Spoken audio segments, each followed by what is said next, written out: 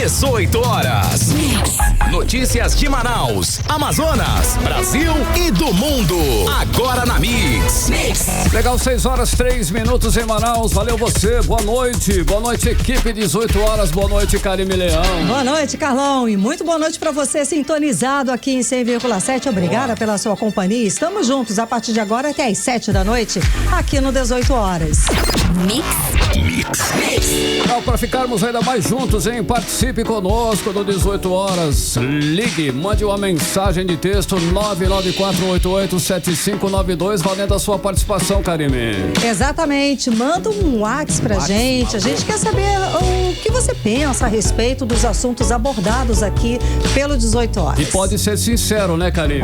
Tem que ser sincero, né, Carlão? Vem do coração. Olha lá, hein? Vamos conferir os destaques do programa 18 horas de hoje. Fim do impasse. Governo do Amazonas se reúne com empresas médicas. As 15 empresas confirmaram que os atendimentos ambulatoriais voltaram hoje mesmo. Sindicato dos Professores e Pedagogos denuncia irregularidades no concurso da Secretaria de Educação do Amazonas. E em Brasília, a Câmara dos Deputados aprova propostas ligadas à segurança das mulheres. Agora 6 horas e 4 minutos. Valeu você mais uma vez. Boa noite para você, sempre na sintonia certa, sempre no melhor mix do Brasil. Agora conferindo os destaques desta quinta-feira, 7 de dezembro de 2023, no ar mais uma edição do 18 horas. 18 horas. Olha aí, chegou o fim. O movimento das 15 empresas que durante 7 dias prestou apenas os serviços de urgência e emergência e suspendeu os atendimentos ambulatoriais e cirurgias. A atitude dos médicos foi em protesto contra salários atrasados e a péssima estrutura nas unidades de saúde do nosso estado, Karime. Exato, Carlão. E depois de tanto impasse, hoje aconteceu a reunião entre os representantes das 15 empresas médicas e o governador Wilson Lima. Participaram também a Secretaria de Saúde e a Secretaria de Fazenda, a Cefaz. De acordo com a postagem do governo do estado nas redes sociais, os profissionais voltaram imediatamente aos atendimentos ambulatoriais. Quem está acompanhando o assunto é a repórter Nathalie Moraes, que está aqui ao vivo com a gente e traz mais detalhes a respeito desse assunto. Boa noite, Nathalie. Então, realmente os atendimentos voltaram ao normal hoje, Nathalie? A gente tem essa confirmação? Boa noite. Boa noite, Karime. Boa noite, Carlão. Boa noite, ouvintes do 18 horas. Então, Karime, chegou ao fim, né, o movimento aí dos médicos que já entrava aí no seu 7º dia de redução nos atendimentos. Esse movimento chegou ao fim depois de uma reunião entre o governador do Amazonas, Wilson Lima, que se reuniu aí com os representantes das 15 empresas médicas, né, que estão aí com os pagamentos atrasados. Eles chegaram a um acordo, né, para que eles retomem os serviços que paralisaram, né, nos últimos 7 dias, que reduziram, né, na verdade, nos últimos 7 dias. E o fim desse movimento, depois da reunião, foi para que a retomada fosse de imediato. Os representantes das 15 empresas, né, das empresas mais importantes que prestam serviços nas unidades de saúde do governo, haviam comunicado, né, ao secretário de Saúde do estado essa redução temporária desde o último dia 1º, né, como forma realmente de protesto diante do descaso e do caos na saúde aqui do Amazonas. A gente acompanhou, né, esse movimento nos últimos dias e hoje esse movimento chegou ao fim após uma reunião, né, entre o governador do Amazonas, Wilson Lima, o secretário de Estado de Saúde, Anuar Samad, e o secretário de Fazenda, né, que também participou dessa reunião, além de deputados, de outros representantes, né, que estiveram atuando aí junto a essas empresas durante esses 7 dias de movimento de redução de atendimentos das unidades de saúde aqui na nossa capital. As empresas, Karime e Carlão, concordaram em receber parte das dívidas neste ano e o restante só em 2024, de forma parcelada. Esse foi o acordo entre o governador do Amazonas, Wilson Lima, e os representantes das 15 empresas médicas aqui no estado. Na reunião, o governador falou novamente sobre a difícil situação financeira aqui do nosso estado, né? Ele justificou essa queda na arrecadação, que não conseguiria quitar todos os débitos agora. A gente sabe, né, Karime, que esse movimento foi motivado não somente pela falta de pagamento. Esses profissionais reivindicam atrasos salariais referentes aos anos de 2021, 2022 e referentes aos pagamentos atrasados agora em 2023, em agosto, setembro e outubro, né? Além disso, Karime, eles reivindicavam também melhores condições de trabalho, né? Eles cobraram, a gente recebeu aqui mesmo no 18 horas, representantes dessas 15 empresas médicas que cobravam insumos, medicamentos, melhores condições de trabalho, e essas questões foram levadas para a reunião que aconteceu hoje na sede do governo, e a gente conseguiu aí, né, conversar com o governador Wilson Lima, que falou um pouco mais pra gente sobre o fim desse movimento. Vamos conferir.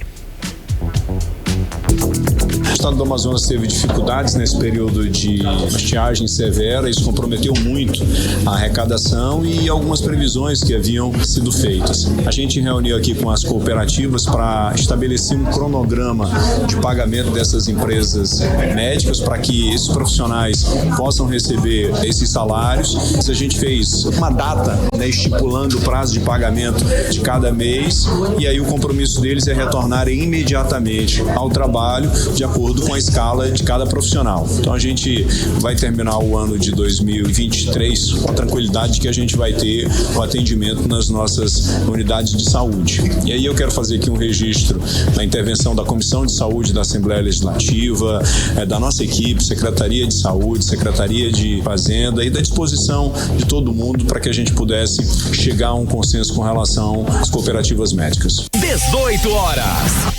Karime e Carlão, nós ouvimos aí a fala do governador do Amazonas, o Wilson Lima, sobre o fim do movimento da redução dos atendimentos médicos nas unidades de saúde pública da rede estadual aqui na nossa capital. A gente recebeu, Karime, um documento, né, um comunicado, na verdade, das 15 principais empresas médicas que atuam aqui no estado, deixando bem claro, assim, que eles meio que não tinham muita escolha, entendeu? Durante essa reunião, Karime. Ou era você aceitar receber de forma parcelada no início do ano que vem, ou eles iam continuar, né? Realmente, eles iam continuar a ver navio e entregando pra God, né? Quando eles iriam realmente receber aí o seu dinheiro. Algumas dessas empresas, né, informaram aí num documento, num comunicado no qual a gente teve acesso, que os associados, né, a proposta realmente não atingia as expectativas iniciais que eles levaram aí para essa reunião com o governador Wilson Lima. Alternativas foram dialogadas, mas a área técnica da Secretaria de Fazenda informou que não seria possível atender a todas as demandas da classe médica aqui no estado. E diante da possibilidade de um acerto de contas só no ano que vem, em 2024, foi em consenso entre as empresas, né? Eles assinaram ali uma ata formal, os representantes das 15 empresas assinaram e aderiram aí ao acordo, retornando às atividades que estavam paralisadas, né? Que estavam reduzidas desde o último dia 1º de dezembro. Para falar um pouco mais, né, sobre o fim desse movimento de redução nos atendimentos médicos, eu também conversei com a doutora Cecília Grangeiro, ela que é médica neurocirurgiã, né? Ela esteve aqui no 18 horas, inclusive conversando com a gente sobre esse movimento e confirmou aí o retorno das atividades médicas 100% em todas as unidades de saúde. Vamos conferir. Boa tarde, Nathalie. Realmente hoje aconteceu a reunião entre as empresas médicas e o governador. Esteve presente também o secretário de saúde, Manoel Samad, assim como deputados e representantes da Cefaz também. A reunião foi muito tranquila, foi proveitosa, conseguimos expor as nossas preocupações em relação à saúde, em relação aos salários atrasados, e um acordo foi firmado durante essa manhã.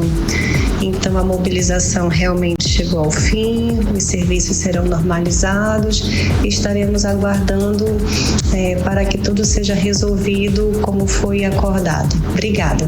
18 horas. Então, Karime e Carlão, nós ouvimos aí a fala da doutora Cecília Grangeiro, ela que é médica neurocirurgiã, representante de uma dessas empresas que aderiram a esse movimento de redução nesses dias em protesto pela falta de pagamentos e condições, né, de trabalho. Karime, resta saber que se não passe de mágica, as condições de trabalho melhoraram também, né? Porque essa foi uma grande questão que eles pontuaram e fizeram questão de ressaltar várias vezes durante as entrevistas aqui no 18 Horas, que não era apenas a questão dos salários atrasados, mas principalmente a questão do sucateamento da rede pública de saúde, né? Correto, Karime, né? Inclusive ontem, né, eu falei que durante uma visita ali a uma das unidades de saúde, ontem mesmo eu estive no Hospital e Pronto-Socorro 28 de agosto e a situação lá era caótica, filas gigantescas, né? Pacientes aguardando por atendimento nos corredores, a unidade de saúde estava sem tomógrafo, né? Tinha médico que não tinha cadeira para atender os pacientes, uma completa situação de caos, né? E a gente não sabe realmente até que ponto tudo foi resolvido e foi acertado. Exato. Nessa reunião, já que nesse documento não ficou de uma maneira tão clara. Mas, Karime, né? Toda essa situação, toda essa crise na saúde teria, né, inclusive provocado aí a queda, né, do então secretário de saúde aqui no estado, o Anwar Samad. Essa informação, Karime, foi confirmada aí pelo Dr. Mário Viana, né? Ele afirmou, né, que o secretário sairia ali da pasta diante dessa crise. Ele falou que a Secretaria de Estado de Saúde teria uma dívida altíssima hoje e que teria motivado até, inclusive, a criação de uma CPI. Essa afirmação é do Mário Viana. Vamos conferir o que diz aí o presidente do Sindicato dos Médicos aqui no Amazonas, o Dr. Mário. Vamos conferir. Quero comunicar a todos que o secretário de Saúde, após a reunião do comitê de crise, que eu participei indiretamente, dando assessoria inclusive ao deputado Wilker Barreto, trocando informações com ele, conforme foto que eu vou enviar aqui agora, o Anwar, secretário de Saúde, caiu. Já temos uma nova secretária de Saúde, a doutora Jussara, nome da minha mulher, hein? Pedrosa, que é da Sejusc e que deverá tomar as rédeas da Suzano.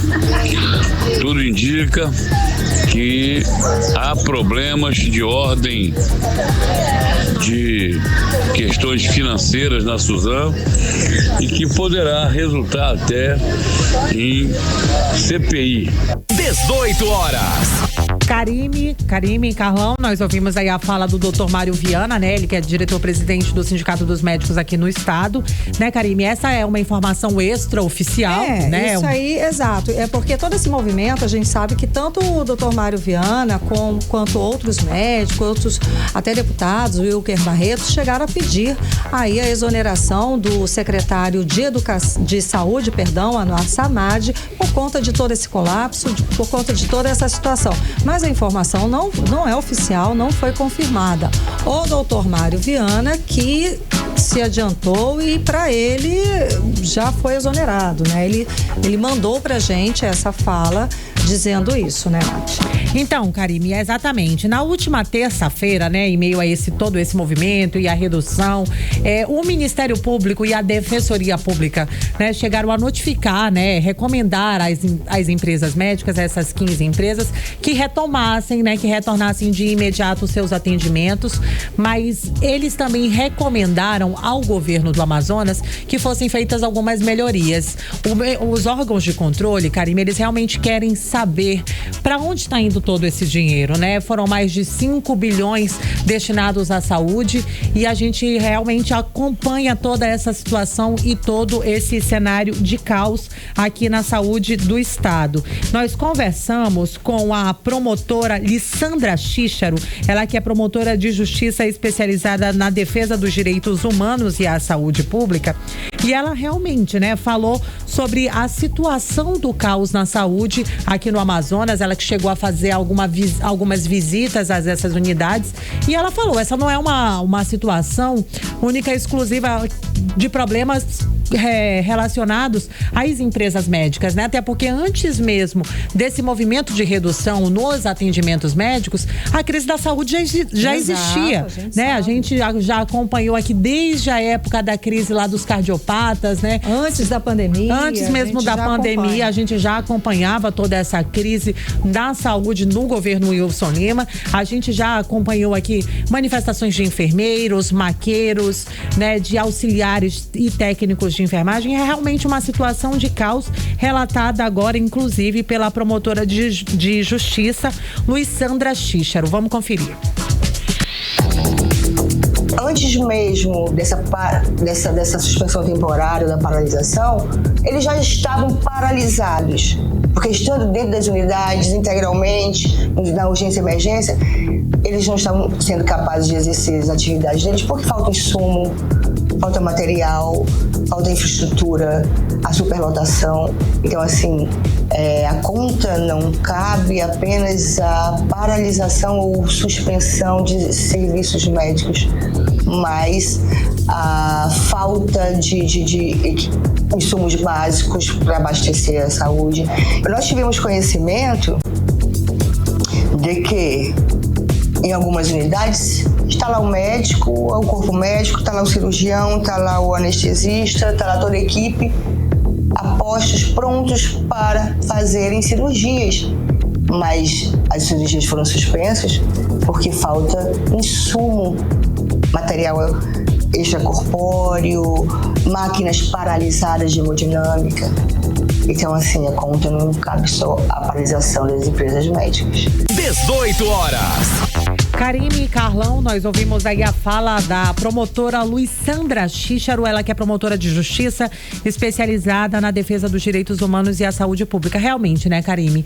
Essa conta aí agora não cabe somente a essas empresas médicas que aderiram a essa mobilização. Esse caos já estava instaurado há muito tempo, né, Karime? É uma situação realmente muito difícil, que inclusive vem sendo discutida dentro da Assembleia Legislativa aqui no estado.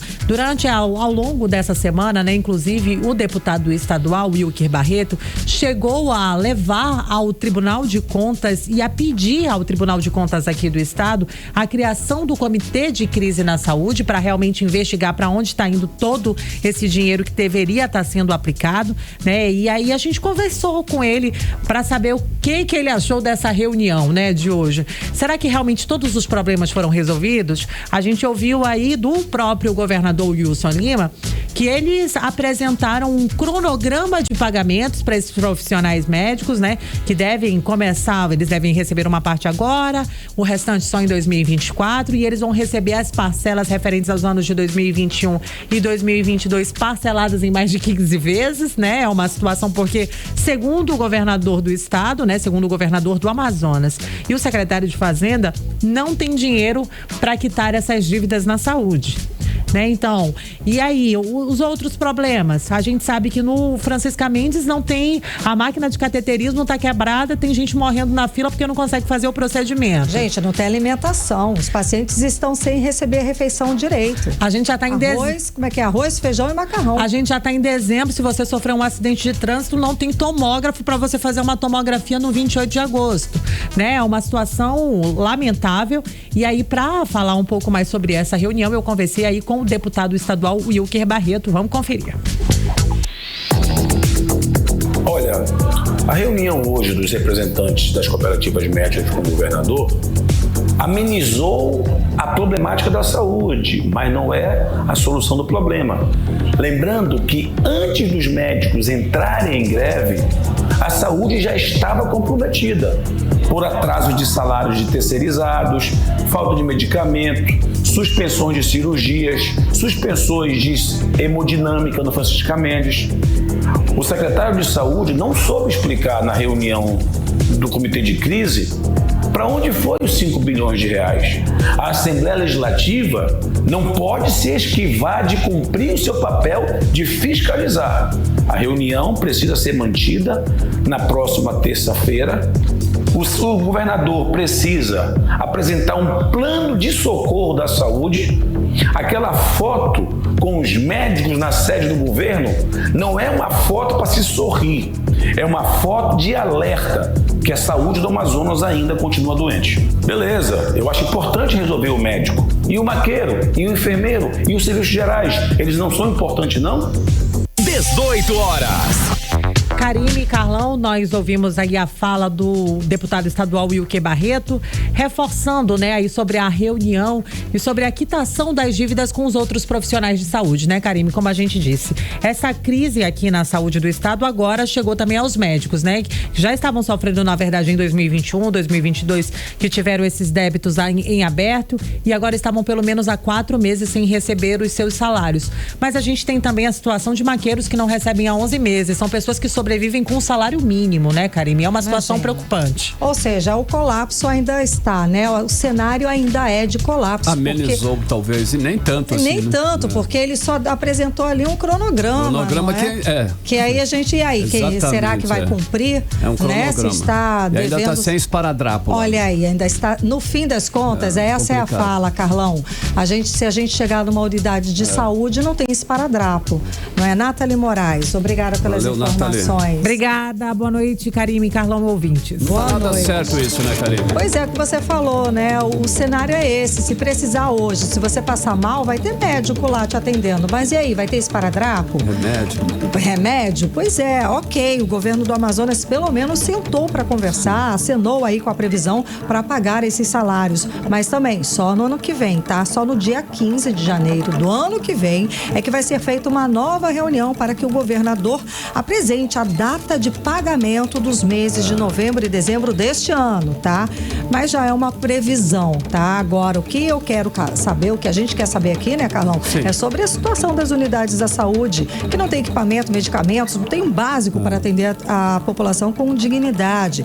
Foi tudo resolvido assim, ele vai tirar foto, como falou o Wilker Barreto, tirou a foto, todo mundo sorrindo, ok. Certo. A partir de agora tá tudo lindo, tá tudo maravilhoso, num passe de mágica, nada foi acertado sobre essas questões da estrutura da saúde pública. Karime, é claro que são questões aí fundamentais para que o profissional possa realmente atender, como você falou, com dignidade o paciente.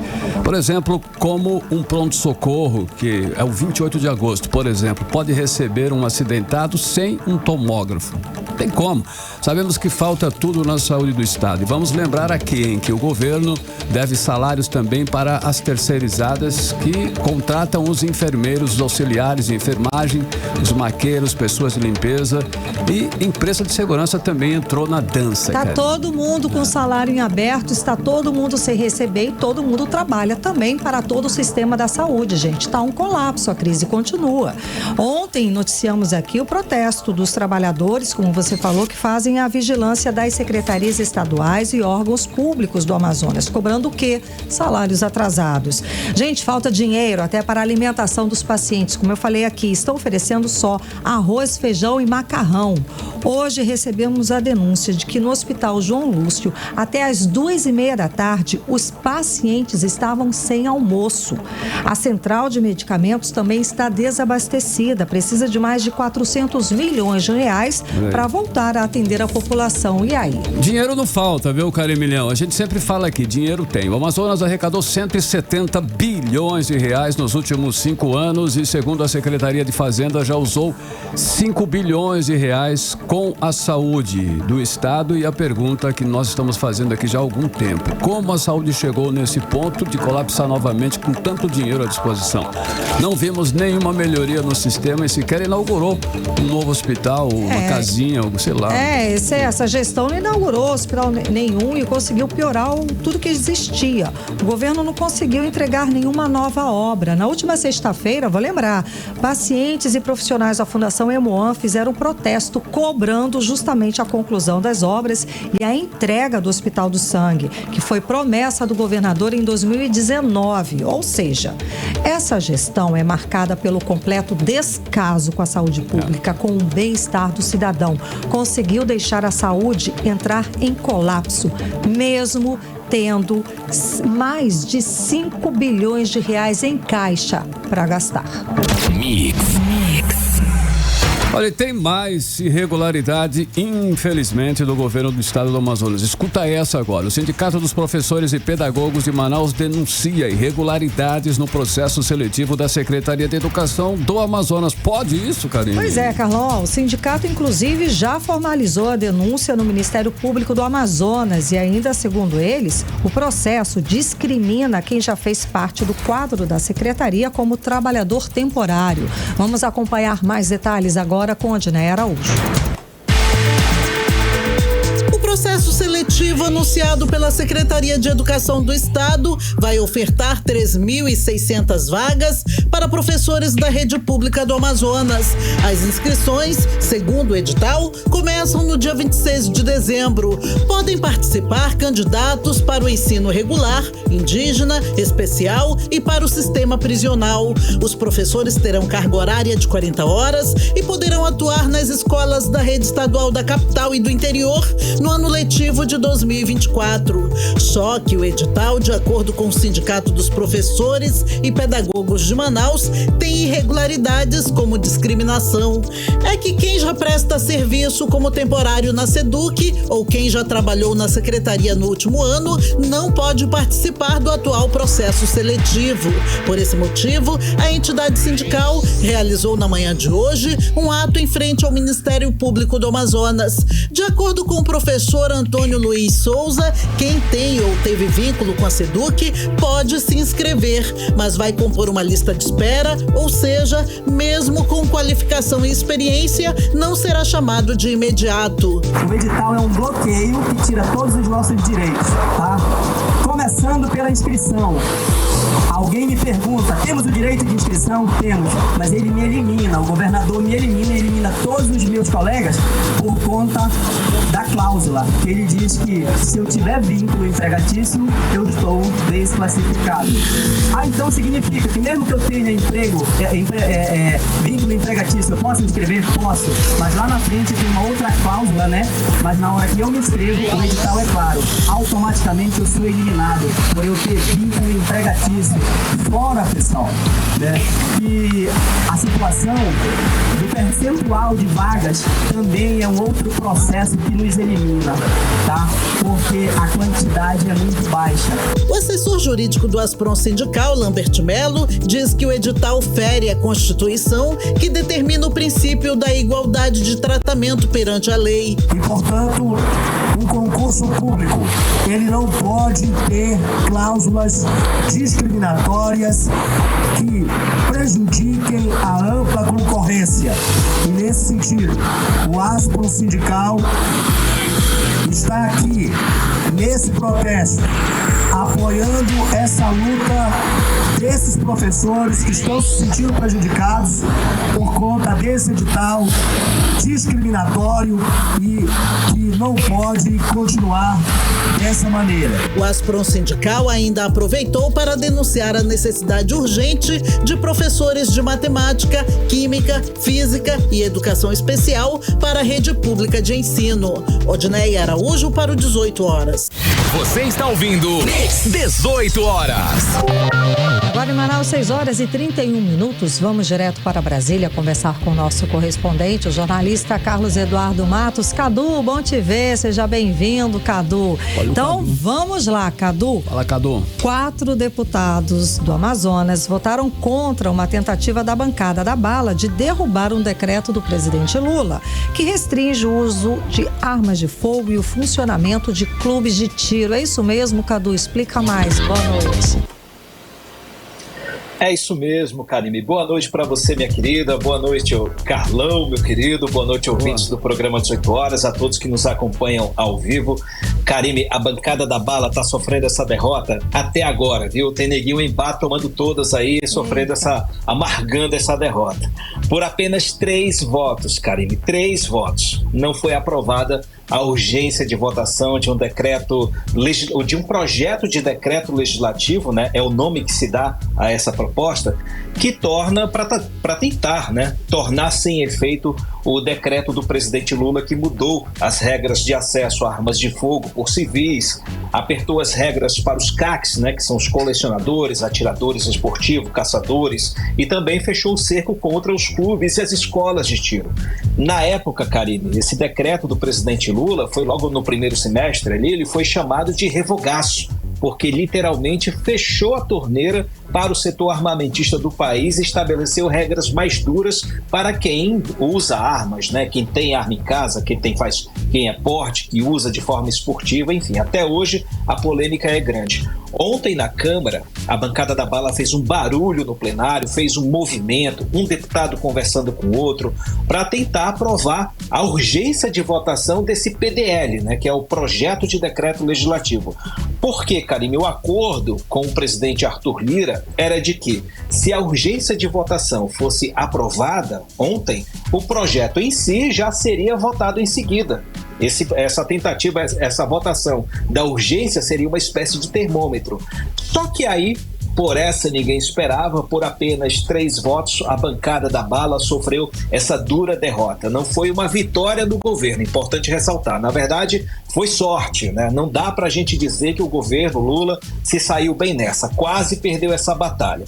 E Karine, como você disse, 4 deputados do Amazonas votaram contra esse PDL, que são os deputados Adail Filho, Átila Lins, Saulo Viana, Sidney Leite. Só quem votou sim, Capitão Alberto Neto e Fausto Júnior. O Silas Câmara não votou, porque ele estava em viagem de volta para Manaus, e a Momandel não votou porque ele está em Dubai, né? Já tem alguns dias que o homem está lá em Dubai. Ou seja, Karine, com esse resultado, o Congresso Nacional perdeu a chance de modificar a atual política de armas no Brasil ou de suspender os efeitos do decreto do presidente Lula e retomar o que existia no governo de Jair Bolsonaro. O caminho alternativo seria tentar derrubar o decreto de Lula lá pelo Senado, né? Começar pelo caminho inverso, mas isso é outra discussão. Há também um risco de derrota por lá. Karine, Carlão. Cadola, ontem a Câmara dos Deputados aprovou várias propostas ligadas à segurança das mulheres, propostas importantes. E um desses projetos é de um deputado do Amazonas. De quem é esse projeto e que projeto é esse, Cadu? Carlão, na verdade são três deputados do Amazonas conseguiram emplacar ontem seus projetos na Câmara, viu? Todos esses projetos, como você disse, pautados no apoio e também na defesa das mulheres. Eu destaco aqui, Carlão, um projeto do deputado Capitão Alberto Neto, que cria um programa específico de assistência às mulheres dependentes de álcool. Pelo projeto, esse programa vai funcionar de forma multiprofissional e interdisciplinar, ou seja, vai envolver órgãos do governo federal, do estado e também do município e envolver também profissionais de diferentes áreas. Ou seja, o poder público pode instituir um programa com a participação dos diferentes poderes, né, e diferentes profissionais. Eu conversei agora há pouco com o deputado Capitão Alberto Neto, que explicou para a gente a importância desse projeto. Vamos ouvir o que ele disse. Boa noite, Cadu. Boa noite a todos os ouvintes da Rádio Mix. Eu tenho dito e falei na tribuna, a experiência que eu tive como segurança pública, quem cuida da mulher está cuidando da família. Então nós precisamos resgatar essas mulheres que estão sofrendo desse mal para que a família brasileira possa se salvar, para que a mulher possa ser feliz, se curar, cuidar dos seus filhos, cuidar da sua família. E esse programa, eu tenho certeza que vai ser multidisciplinar e vai conseguir alcançar e resgatar essa mulher que vem sofrendo com o alcoolismo. Então foi um projeto aprovado por unanimidade, bastante comemorado pelas mulheres em todo o Brasil. Acho que é um passo importante para construir uma sociedade saudável. 18 horas. A gente acompanhou a fala do deputado federal Capitão Alberto Neto a respeito desta proposta, né, que vai beneficiar as mulheres que têm problemas com alcoolismo, né, Cadu? Importante, sim. Importante, tem muitas mulheres aí, como o deputado falou, que sofrem, né, de problemas de alcoolismo. A gente chama muita atenção para os homens, né, mas tem muitas mulheres que passam por esse problema e também muitas não têm uma rede de apoio específica, né, para tratar as mulheres. Tudo é muito direcionado para os homens. Então é um projeto muito importante e corretíssimo. Que bom que vai para o Senado e é mais um projeto de lei emplacado aí pelo deputado federal Capitão Alberto Neto. Karime, o deputado Amon Mandel conseguiu também emplacar um projeto dele ontem, é o PL 3964 de 2023, que estabelece uma pena maior para importunação sexual que é praticada durante a viagem no táxi ou no Uber.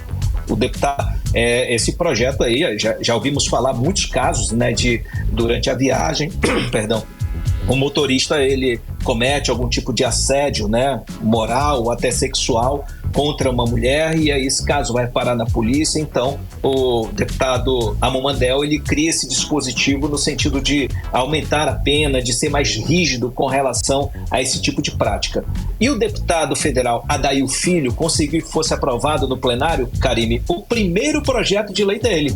É o PL 3847 de 2023, que aumenta a pena para lesão corporal contra a mulher, praticada na frente dos filhos e dos pais da vítima. Há muitos casos aí em que a mulher, além de sofrer a violência física, né, ela também sofre a humilhação de ser agredida na frente dos filhos, né, dos pais, né? O agressor faz isso no sentido de constranger, de mostrar força, de poder sobre a pessoa, né? E a Adail Filho apresentou esse projeto também muito importante que agora segue para o Senado. E não foram só esses projetos não, Karine e Carlão. Ao todo, a Câmara ontem aprovou 14 projetos de lei dentro dessa causa de proteção, apoio à mulher e também de proteção à criança e adolescente. Tem projeto, por exemplo, Carlão e Karine, que aumenta a pena para o crime de estupro de vulnerável, né? E também tem projeto que aumenta para 20 anos o tempo de prescrição de um processo criminal por crimes sexuais contra a criança e o adolescente. Todos projetos muito importantes. Pelo menos ontem foi o dia memorável para a sociedade ontem. Carlão e Karine. Sem dúvida alguma, Cadu. Muito importante mesmo. Obrigada pelas informações, Cadu. Até amanhã. Valeu, gente. Um abraço. Tchau, tchau. Tchau. Valeu, Cadu. Agora 6h39, você no melhor mix do Brasil. 18 horas. E agora nós vamos conferir tempo e temperatura e a previsão do tempo para amanhã. Amanhã, sexta-feira já, em previsão do tempo, Karime Leão. Previsão do tempo. E o sextou, Carlão, vai ser com sol e muitas nuvens durante o dia, período de nublado com chuva a qualquer hora. A mínima prevista é de 25 graus, a máxima pode chegar a 31 graus. As chances de chuva são de 90% e a umidade relativa do ar fica entre 62% e 97%. Mix. Entrevista do dia. Vamos falar de cultura agora. Vamos conversar com a escritora amazonense Joyce Tino, que vai lançar o segundo volume do livro Português em Gotas no próximo domingo, dia 10. Muito boa noite, seja bem-vinda ao vivo aqui nos estúdios da Mix. Você já falou com a gente, né? Já esteve falando, entrevistando, né, Carlão? Na primeira edição, no primeiro volume do livro Português em Gotas. E o sucesso foi tão grande, gente, que agora, hoje, aliás, ela acabou de saber que o livro foi indicado como material paradidático lá no Colégio Lato Sensus, ou seja, a proposta deu muito certo, não é, Joyce? Bacana. Seja bem-vinda, boa noite. Obrigada, Karime, Carlão, tudo jóia? Mix FM, os ouvintes. Eu estou feliz de estar aqui novamente com vocês, é um privilégio para mim. E foi muito bom saber que o meu livro, Português em Gotas, volume 1, foi indicado justamente para o colégio, cuja primeira turma que se formou, primeiro terceirão, foi o meu. Ah, você esteve lá no primeiro terceirão. 1991. Show de bola. Que honra. Então, assim, foi assim uma honra muito grande para mim. E aqui eu estou, assim, inédito, com um livro na mão, peguei há pouco. Estou pegando aqui no bichinho, alegre da vida, saído do forno. E o projeto deu certo, né, Joyce? Deu certo. A pegada é a mesma do Português em Gotas volume 1.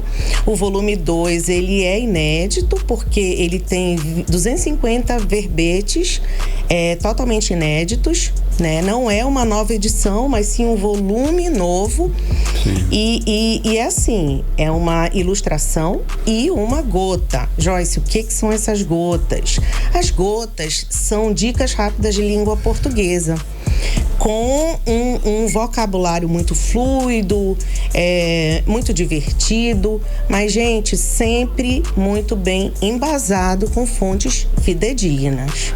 Legal. Joyce, você também desenvolve um trabalho em jornais e também nas redes sociais divulgando a forma correta do português, que é muito difícil, inclusive, essa forma correta do português, né? Quais são os erros mais comuns e frequentes que você encontra nas suas redes sociais, por exemplo? Imagino que você, né, encontra aí muita, né, coisa complicada, muitos erros nesse processo todo aí, não é isso? Isso mesmo. Olha, o que está ali no primeiro lugar, que eu digo, a meu ver, é o gerundismo. Eu vou estar passando essa informação para você. Gente, para que isso? No mundo, hoje em dia, tão célere, tão rápido, eu vou passar a informação. Pronto, rápido, né? E pronto. Eu vou estar o passando. segundo é o pobre do bem-vindo sem hífen. Tadinho. A gente quer cumprimentar, vamos cumprimentar direito, com hífen. Nada mudou. E o a nível D continua? Ah, não, a nível D é péssimo. Parece que a pessoa tá abafando, mas ela não está. A nível de joelho. A nível de joelho. Ah, meu Deus. E o terceiro mais é a bênção. Que é a coisa mais maravilhosa, receber uma bênção. Sim. E aí vem errado como? Sim, um acento circunflexo. Ah, esquece. É inócua, não serve pra nada essa bênção. Essa bênção não vale. Eu invento essas coisas pra pessoa, assim, ela se vai lembrar. Pegando, né? Por exemplo, eu digo que bem-vindo sem hífen é o mesmo que não cumprimentar. Não tá bem-vindo. Não está bem-vindo. É isso aí. Não tá bem-vindo. Imagino que deve ser até divertido, né? Na hora de você selecionar todas essas informações e para você conseguir esse volume 2, como que você fez todo esse processo de escolha, né, de pesquisa? Olha, foi o seguinte, foi inusitado, porque começou, eu sou funcionária pública e as pessoas sabiam de uma forma ou de outra que eu era formada em letras, que eu sou formada em letras língua portuguesa. Então todo dia era uma dúvida. Eu criei o Dica do Dia em 2008. Então, de tanto Dica do Dia, quando chegaram as redes sociais, eu já tinha 500 verbetes. Já prontos, exatamente. Divertidos. E assim, foi do cotidiano, sabe, algo para os colegas mesmo, né, que tinham dúvidas e tudo. E aí, quando veio o e-mail, que era moderníssimo na época, o e-mail veio, eu comecei a criar um grupo, né, de pessoas interessadas. E depois migrou para o Facebook e depois para o Instagram. E assim foi. E ganhou tudo e já estamos aí no segundo volume, né, Carlão? No segundo volume. Parabéns. Show Obrigada. De bola. Então, para finalizar, vamos aos serviços, né? Estamos perto do Natal. Eu sei que não são só os volumes do Português em Gotas, você também tem um outro livro editado aí. São boas propostas para presentear. Isso. Né? No Natal agora as meninas. Presentei com leitura, exato, né? Por que não? Né? E olha, você pode adquirir os meus 3 volumes, ou melhor, os meus 3 livros, que é o Português em Gotas volume 1 e o volume 2. Ainda tem um que é uma fofura, que é o Gotas para Sonhar. Todo ilustrado em aquarelas. E nem a propósito pela nossa amiga Cris Ferreira, sim, lá do Santa lá Doroteia. do Santa Doroteia. Tudo gente boa. Tudo gente boa, tudo junto. São crônicos, são contos pequenos, contos rapidinhos, né? Você conta, a pessoa não fica enfadada, não quer ir pro joguinho, não tem desculpa. Você pode adquirir pela mensagem do @ Português em Gotas, lá do Instagram. Pede pela mensagem, fala comigo, eu entrego, não tem problema. Ou pode pedir pela Amazon.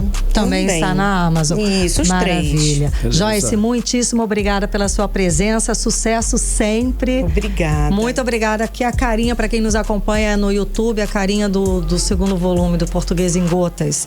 Diz que é o meu avatar. Tá certo. Obrigada, Joyce. Boa noite. Conversamos com a escritora amazonense Joyce Tino. Valeu, Joyce. Agora 6h46, você no melhor mix do Brasil. 18 horas.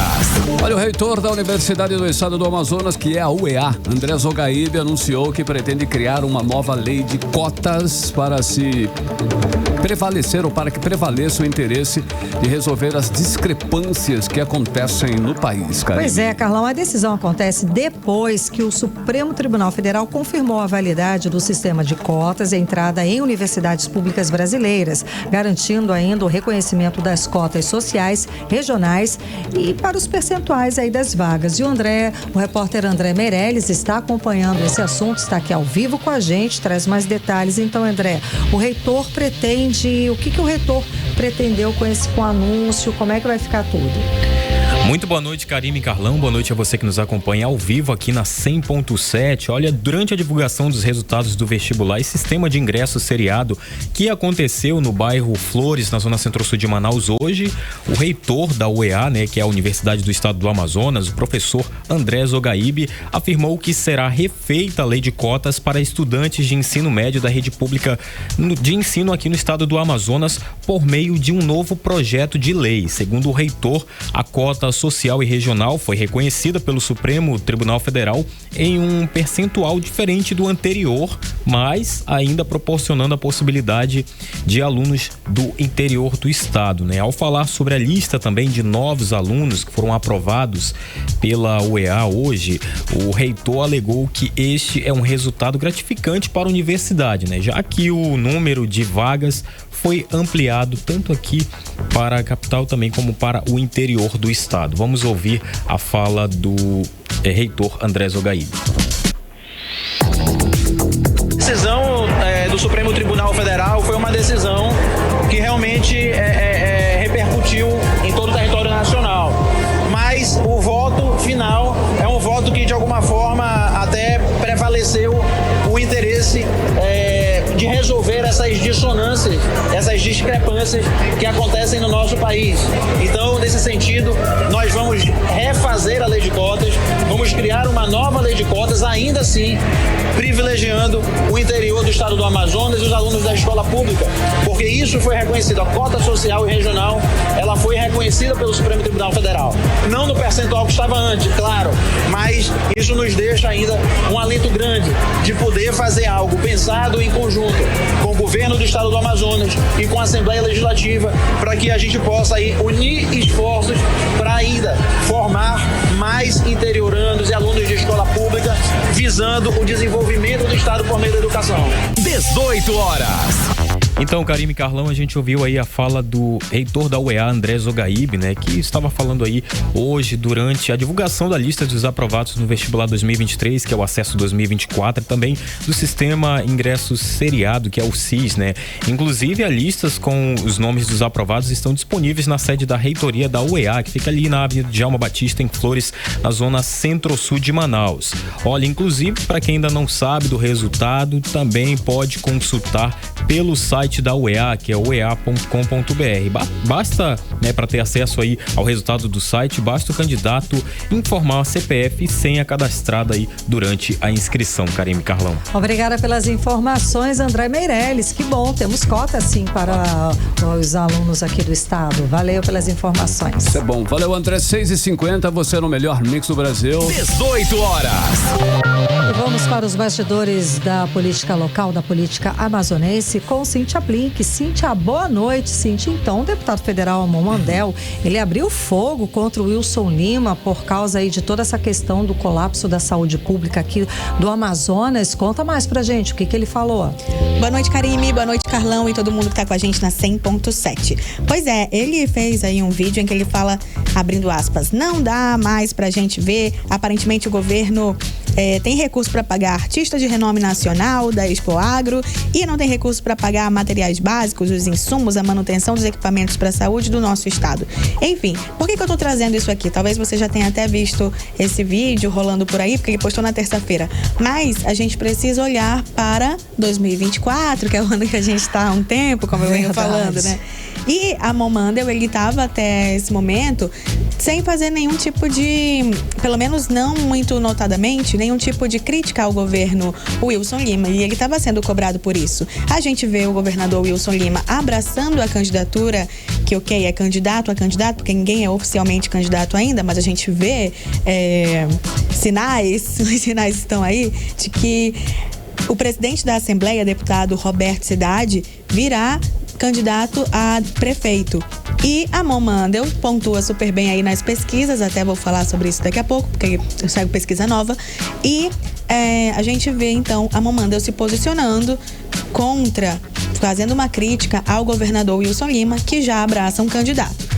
Por outro lado, a gente tem Davi Almeida aí distante do governador Wilson Lima também. Achei legal pontuar, trazer pra gente ficar de olho nessa história. Karime, Carlão. Ei, Cíntia, olha só, o deputado estadual Vanderlei Monteiro, ele quer agora desobrigar a permissão da FUNAI para licenciamento nas áreas do entorno de terras indígenas. Pode isso? Grande, né? Essa? É uma bela pergunta. Aí. Tá bom, deixa eu trazer para o português. Seguinte, a FUNAI, ela precisa dar permissão para que alguns empreendimentos aconteçam próximo de terras indígenas. E o Vanderlei Monteiro, que é deputado estadual, ele não é uma pessoa muito... Muito normal? Não, ele não não se conhece. Talvez não seja, eu não tô aqui pra... Sim, tá. Mas ele não é um nome que a gente traz muito, né? Ele é um pouco inexpressivo. Ele é aquele que uma vez não teve sessão e ele foi pra sessão. Ele fica no fundo da sala. Exatamente. Uhum. Mas aí ele trouxe esse projeto que facilita aí a vida de quem quer empreender e dá uma amenizada aí nas exigências. Por exemplo, a FUNAI não precisa dar anuência, se passar o projeto dele, para atividades que estão fora da faixa aí de 10 quilômetros do entorno de terras indígenas, atividades que são consideradas de médio e pequeno potencial poluidor. Então ele está tentando deixar a FUNAI com menos poder na hora de decidir quem vai empreender perto de terra indígena ou não. Eu acho interessante a gente ficar de olho nesse projeto. Karime, Carlão. Cíntia, para finalizar, o vereador Raif Matos, ele passou críticas aí, foi praticamente cancelado nas redes sociais depois de mudar de voto. Conta mais. Menina, lembra que ele mudou o voto lá pro negócio do empréstimo? Sim. As pessoas perceberam. E ele recebeu um carinho do secretário de articulação, Valfran Torres, que já foi vereador. E um carinho é um carinho mesmo. Ele foi abraçado e tal, entendeu? O vídeo dá bem pra ver, né? Dá bem pra ver. E aí houve uma relação disso. Ora, foi depois disso que você resolveu mudar? E as pessoas foram comentar e cobrar e dizer, porque no primeiro você votou assim, agora você votou contra, o que aconteceu? E ele tava apagando o comentário, hein? Não respondeu nada e tava apagando e recebeu uma enxurrada.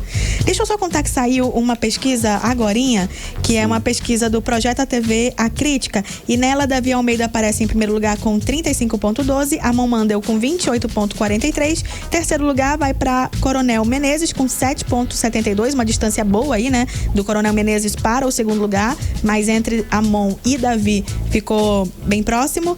E quarto lugar, Roberto Cidade com 5,24. Só pra gente lembrar que ainda tá em 2024 já, né? Com o assunto aí das eleições. Queria trazer essa pesquisa pra você e trago mais informação amanhã. Valeu, Cíntia Blick. Obrigada. Tchau, beleza, tchau. Cíntia. Até amanhã, então. Agora são 6h55 em Manaus. 18 horas. Economia. Olha os indicadores econômicos de hoje. O dólar comercial fechou o dia em baixa de 0,14%, cotado a R$ 4,90. O euro fechou em baixa de 0,42% aos R$ 5,30. O Bitcoin fechou o dia desvalorizado em 1,71% aos R$ 213.483. O Ibovespa fechou em alta de 0,19% aos 125.863 pontos. pontos. E o Polo Industrial de Manaus faturou 130,77 bilhões de reais no período de janeiro a setembro deste ano, um aumento de 1,28% no acumulado de 12 meses. Em dólar, o montante atingiu 26,2 bilhões, um incremento de 1% em comparação com o mesmo período do ano passado. Mix. 18 horas. Esporte. Giro do esporte, Cid Soares na área, Campeonato Brasileiro. Cid, parece que foi mais importante a vitória do Vasco e o rebaixamento do Santos do que o próprio campeão Palmeiras, né? Rapaz, foi bem por aí mesmo, olha, bem por aí. Porque se você visse como vibrou a torcida vascaína, foi um negócio assim. Eu nunca vi ninguém vibrar pra ficar em 15º lugar, mas tudo verdade. Tudo bem. Mas sair do rebaixamento, cara. Sim, tudo bem, mas... Foi assim, nossa, conseguimos nos salvar. Não, mas isso não quer dizer que o Vasco é um grande time também, não esculhamba, para com isso. Tá, tudo bem, vai Vascão, lá. O gigante da colina. Gigante, tá, vai Bom, lá. Palmeiras conquistou aí, de fato, né, o Campeonato Brasileiro de 2023 com 70 pontos conquistados, é o que você fala, pontuação baixa, na verdade, a segunda menor pontuação de um campeão nos pontos corridos. Ficou bem mal mesmo. Tá doido. 2019, olha, o Palmeiras, só pra você ter uma ideia, né, ficou em terceiro lugar com 74 pontos, né, mais que a campanha deste ano. Mas enfim, mas havemos de entender que foi realmente uma final bem complicada, com avanços e quedas dos times que estavam próximos da posição de liderança. Aí a gente tinha uma galera mesmo. Olha, treta gigante foi o que aconteceu também. O Santos vai ter que jogar na Série B ano que vem, e com essa derrota pro Fortaleza, somada aí com as vitórias de Bahia e Vasco, o Peixe jogará na segunda divisão nacional pela primeira vez na sua história. Só que essa derrota trouxe consequências com a torcida, Carlão, que você conhece bastante. Sim. Né? Aquela galera ali não é fácil. Né? De cara, eles queimaram 6 carros próximo da Vila Belmiro. Vila Belmiro ali. Arremessaram copos, vidros e cadeiras dentro do gramado. E a situação. Antes de terminar o jogo começou isso. A situação ficou tensa mesmo ontem à noite, mas acabou se intensificando ainda mais hoje de manhã. Isso porque os torcedores do Santos voltaram à Vila Belmiro, invadiram o estádio na tentativa de achar Andrés Rueda, né? Mas não conseguiram encontrar, não. Imagina se rola esse encontro. Torcedores tiraram os funcionários da sala e tentaram acesso aos arquivos das câmeras de monitoramento, mas não conseguiram e acabaram deixando o local. Os funcionários estão liberados das funções, por enquanto, por segurança. E o ano do Santos ainda não terminou. Próximo sábado, dia 9, os sócios do clube irão definir quem será o novo presidente aí da instituição para os próximos 3 anos. A votação começa às 8 da manhã e vai até às 17 horas. E o Tribunal de Justiça do Rio de Janeiro destituiu o Edinaldo Rodrigues, né, da presidência da CBF, e determinou a necessidade de um interventor para a entidade. Escolhido pelo TJRJ é o presidente do Superior Tribunal de Justiça Desportiva, José Perdiz. Isso por enquanto, claro. A votação terminou com 3 votos a 0 pela destituição do então presidente da Confederação Brasileira de Futebol. Haverá uma nova eleição em 30 dias, mas ainda cabe recurso por parte do Edinaldo, que eu acho difícil entrar, né? Mas enfim. Vasco venceu o Red Bull Bragantino ontem 2-1. São Januário. Parece que o Vasco é o campeão, hein? É verdade. Ele escapou aí, né, do rebaixamento da Série B do Campeonato Brasileiro. Só dependia de si nessa última rodada pelos resultados. E o Gigante da Colina voltou a vencer após 4 jogos. Encerra a temporada na 15ª posição do Brasileirão com 45 pontos. Era o que tínhamos para hoje. Obrigada, Cid. Valeu. Até amanhã. Mix. Agora em Manaus, 6h59. Seguimos direto para o Editorial 18 horas. Editorial 18 horas. Saúde, segurança e educação. Nas 3 atividades em que o povo mais depende dos governos, o Amazonas apareceu muito mal nesta semana. Na saúde, o sistema estadual está enfrentando a maior crise de atraso de pagamentos com suspensão de atendimentos. Na educação, os alunos da região norte registraram as notas mais baixas no Programa Internacional de Avaliação de Estudantes de 2022. Na segurança, o estado apareceu com o maior crescimento no índice de homicídios e também como o segundo país com maior proporção da população que se declara insegura no bairro onde mora, segundo o IBGE. São dados de instituições respeitadas no mundo inteiro e apontam para uma situação que é grave hoje e que tende a comprometer por muitos e muitos anos o futuro do povo do Amazonas. E o que menos se ouve são os políticos do estado se manifestando sobre esses gravíssimos problemas. Mas eles devem ter razão. Com os rendimentos que recebem pagos pelo povo, não dependem da saúde, da educação e da segurança pública. 18 horas. 7-1, Karime. Boa noite. Boa noite, um beijo. Até amanhã. Até amanhã. Você ouviu 18 horas.